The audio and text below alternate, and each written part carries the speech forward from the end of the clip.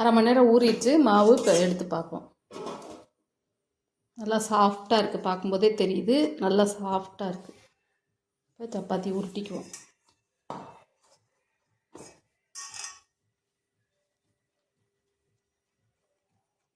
இந்த மாதிரி எல்லா உருண்டையும் உருட்டிக்குவோம். உருட்டி எடுத்துக்கிட்டே அந்த மாவை தேய்ச்சிக்குவோம். இப்போ கொஞ்சமாக மாவு போட்டு தேய்ச்சி எடுத்துக்குவோம். இந்த மாதிரி தேய்ச்சி எடுத்துக்கணும். உங்களுக்கு என்ன ஷேப் வேணுமோ அந்த ஷேப்பில் தேய்ச்சிக்கோங்க. இதே மாதிரி எல்லா சப்பாத்தியும் தேய்ச்சி எடுத்துக்குவோம். மாவு பிசையும் போது தண்ணி மொத்தமாக ஊற்றினா கூட வந்துடும்னா நீங்கள் கொஞ்சம் கொஞ்சமாக ஊற்றி பிசைஞ்சுக்கோங்க.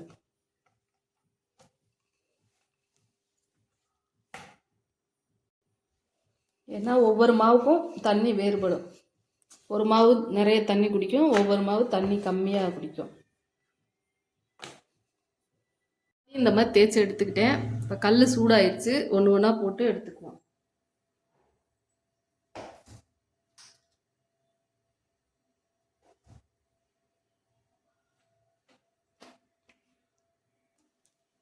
சப்பாத்தியை போட்டுக்கிட்டேன்.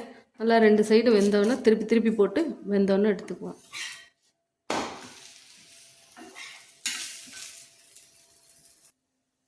ரெண்டு சைடு திருப்பி திருப்பி போட்டு எடுத்துக்குவோம். வெந்துடுச்சு.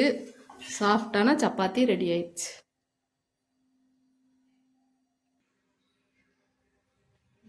சாஃப்டான சப்பாத்தி ரெடி ஆயிடுச்சு. இதே மாதிரி நீங்களும் செஞ்சு பாருங்கள்.